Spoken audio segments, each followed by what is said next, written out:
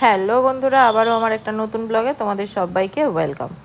আগের ব্লগে তোমাদের সঙ্গে শেয়ার করেছি যে আমরা বড় মার কাছে গেছি এবং পুপুর জন্য ওয়েট করছিলাম।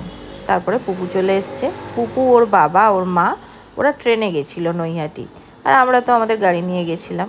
তো পুপু আমার সঙ্গে থাকবে, আমি দণ্ডি টানবো। তো আমি দেখতেই পাচ্ছ নেমে যাচ্ছি ঘাটে।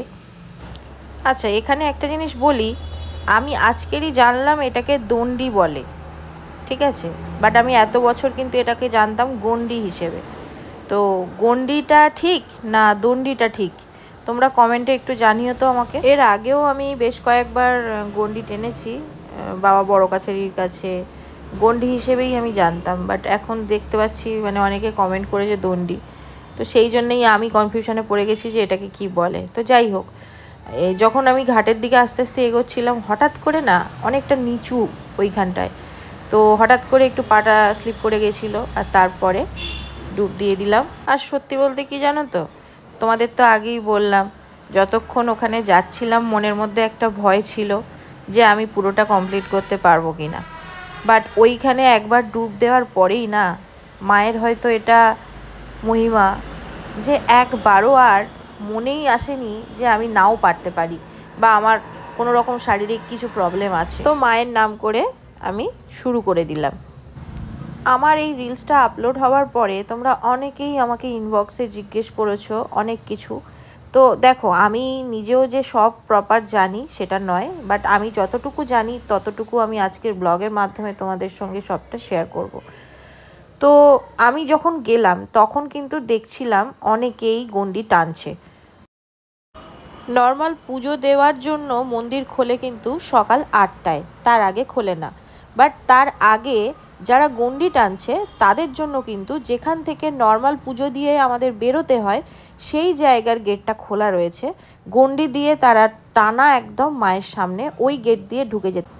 আর যারা গণ্ডি টানছে তাদের সঙ্গে একজনকে ওরা অ্যালাউ করছে, যারা কিন্তু লাইন না দিয়েও যে গণ্ডি টানছে তার সঙ্গে একদম মায়ের কাছে পৌঁছে যেতে পারছে। আমরা প্রথমে গণ্ডিটা দিয়ে নিচ্ছিলাম, আর তারপরে কিন্তু আমরা আবার পুজোর ডালা নিয়ে আবার এই রকম লাইনে দাঁড়িয়েছিলাম, যেটা আমাদের কিন্তু একটু ভুল হয়েছিল। আমাদের অনেকটা লাইন টানতে হয়েছে, প্রায় 1.5 ঘন্টা লাইন টানতে হয়েছে। কারণ আমরা একটা ভুল করেছিলাম যে এই সময় যখন আমি গণ্ডি দিচ্ছিলাম তখন যদি রিমোর বাবাদের আমরা লাইনে দাঁড় করিয়ে দিতাম তাহলে কিন্তু আমি গণ্ডি দিয়ে আবার ওই লাইনে গিয়ে ঢুকে যেতে পারতাম, বাট আমরা সেটা করিনি। তো সেই জন্যে আমাদের প্রথম থেকে আবার নতুন করে লাইন দিতে হয়েছিল। দেখো, ভিডিও ক্লিপিংগুলো তো সব রিমো নিয়েছে, আমি তো তখন ওইদিকে কোনোভাবেই লক্ষ্য দিইনি বা কিছুই। শুধু এইটুকু মনে আছে, যখন মায়ের মন্দিরটা আমি দেখতে পেলাম না, আমার ভেতরটা পুরো কেঁপে উঠেছিল যে না, আমি পেরেছি। এতদিন অনেক ভিডিও দেখতাম, এতদিন অনেক কিছু বড় মা সম্পর্কে শুনেছি, বাট এই ফিলিংসটা না সত্যি বোঝাতে পারবো না। এখন আমি ভয়েস ওভার দিচ্ছি এবং ভয়েস ওভার দিতে গিয়েও আমার গলা কিন্তু কেঁপে যাচ্ছে। এটাই বোধহয় বড় মা, এটাই মায়ের মহিমা। সত্যি মা না কাউকে ফেরায় না, এই যে কথাটা বড় মা সম্পর্কে বলা হয়, এটা একদমই সত্যি কথা। মা সত্যিই কাউকে ফেরায় না। মন থেকে কোনো কিছু যদি তুমি চাও মায়ের কাছে, তুমি সেটা পাবেই। এটা ছিল একদম লাস্ট যখন আমি মায়ের কাছে প্রণাম করলাম, তখন একদম ভিতর পর্যন্ত যেতে পারিনি, কারণ তখন পুজো দেওয়ার লাইনগুলো সব ওপেন হয়ে গেছিলো, তাই মানুষের প্রচুর ভিড়। আর এই দেখো, গণ্ডি টেনে মাকে প্রণাম করে মাকে দর্শন করে আমি বাইরে বেরিয়ে এলাম। এখন আমরা মাকে সারা বছর পাই মন্দির প্রতিষ্ঠা হওয়ার পর থেকে, বাট বড় মা বলতেই চোখের সামনে যে চোখ দুটো চলে আসে সেটা কিন্তু মায়ের এই মৃন্ময়ী রূপের। তো এখনও তো পুরোটা রেডি হয়নি, তো ওখানেও চলে গেলাম, একটু মায়ের সামনে একটু বসলাম। এতক্ষণ পর্যন্ত আমার কোনো প্রবলেম হয়নি, খুব সুন্দরভাবেই আমি পুরোটা কমপ্লিট করেছি। বাট তারপরে না পায়ে স্টেপিং ফেলতে ব্যথা নয়, বাট স্টেপিংগুলো না কীরকম যেন মানে আমি যেখানে ফেলতে চাইছি না সেখানে পড়ে যাচ্ছে, এরকম টাইপের হয়ে যাচ্ছে, মানে একটু ব্যালেন্স হারাচ্ছি আমি। তো তাই পুপু আমার দেখো হাতটাকে কিভাবে ধরে আছে। ওখানে কিন্তু মাটির যে বড় মা সেটা ছাড়াও আরও দুটো এরকম বড় বড় মায়ের মূর্তি তৈরি হচ্ছিল। আমি জানি না যে এগুলো মায়েরই কোনো রূপ কিনা বা এটা অন্য কি ব্যাপার আমি জানি না, বাট মায়ের মতন করে ওই দুটো মাকেও দেখলাম রেডি করা হচ্ছে। আর এখানে দেখো পুপু আর আমি হেঁটে আসছি, আর পাশে কিন্তু অনেকে গন্ডি দিয়ে যাচ্ছে, আর সাথে দেখো লাইনটা এতক্ষণে কতটা বড় হয়ে গেছে। এইভাবে আমি আমাদের গাড়ির কাছে গেলাম, তারপরে ওখানে গাড়ির মধ্যেই আমি শাড়িটা চেঞ্জ করে নিয়েছিলাম। আর আমি কিন্তু এরপরে আর শাড়ি নিইনি, কারণ কোথায় কিভাবে পরবো জানতাম না।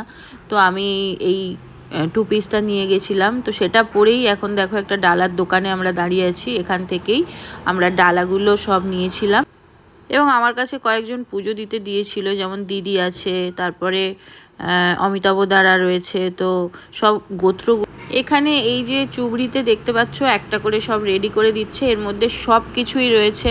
সব কিছু মানে ধরো আলতা, সিঁদুর, ধূপ, মোমবাতি, মালা, প্রসাদ, সব কিছুই রয়েছে। তারপরে পদ্ম ফুল রয়েছে একটা করে, সব কিছু নিয়ে 101 টাকা করে কিন্তু আমাদের এক একটা চুবড়ি নিয়েছিল। তবে এখানে তোমাদের একটা কথা বলে রাখি, প্রসাদ কিন্তু খুবই সামান্য ছিল, তার মধ্যে সামান্য মানে মনে হয় 7 পিস কি 8 পিস ছিল।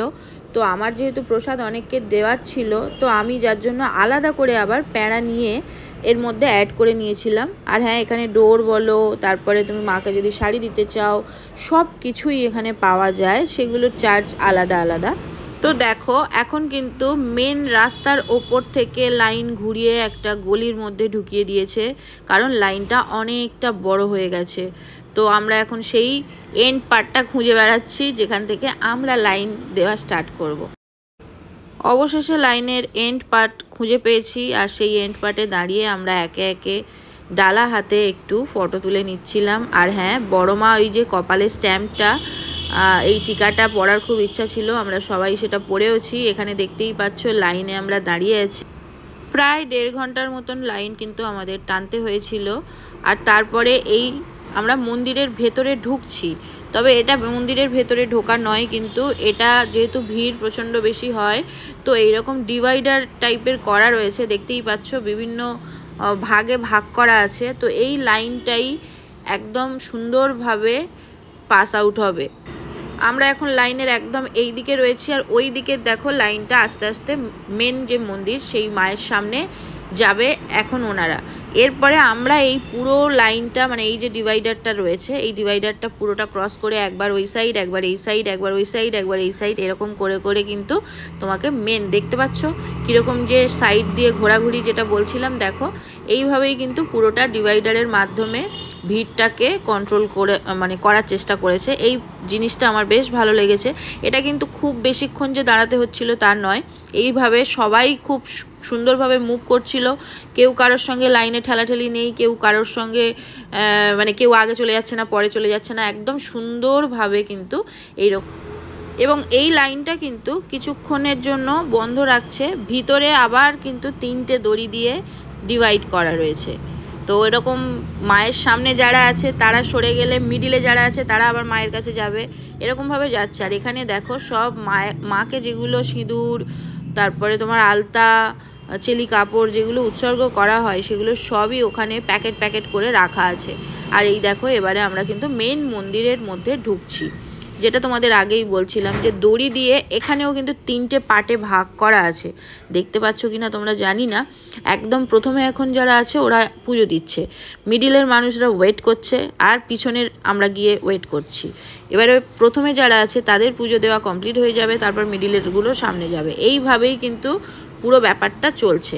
তো এটা সত্যি ভিড় যা হচ্ছে সেখানে এইরকমভাবে না করলে কেউই ভালো করে পুজো দিতে পারবে না। তো অবশেষে যখন এখানে এসে মায়ের মুখটা দেখলাম, মনে আলাদাই একটা শান্তি পেলাম। যদিও আমি আগে একবার দেখে গেছি গন্ডি দেওয়ার সময়, তারপরে এই সময়েও বেশ কিছুক্ষণ মায়ের সামনে দাঁড়িয়ে থাকলাম। ভিতরে কিন্তু তোমরা মায়ের ছবি তুলতে পারবে, সেটা অ্যালাউ করে। আর তারপরে পুজো টুজো দিয়ে আমরা চলে গেছিলাম একটা রেস্টুরেন্টে, যেখানে আমরা অর্ডার করেছিলাম কচুরি আর ছোলার ডাল। এখানে মোটামুটি সব রেস্টুরেন্টই পুরোপুরি ভেজ, সুতরাং কোনো অসুবিধা নেই। তোমরা যারা পুজো দিয়ে এখানে লাঞ্চ করতে চাইবে বা কিছু খেয়ে নিতে চাইবে তো খেয়ে নিতেই পারো। অন্য অন্য ঠাকুরের জায়গায় যে ধরনের জিনিসপত্র কিনতে পাওয়া যায় সেই সব দোকান কিন্তু এখানেও ছিল, বাট আমাদের দরকার পড়েনি তাই আমরা যাইনি, আমরা বেরিয়ে পড়েছি। এখনও লাইন কতটা দেখতে পাচ্ছ তো।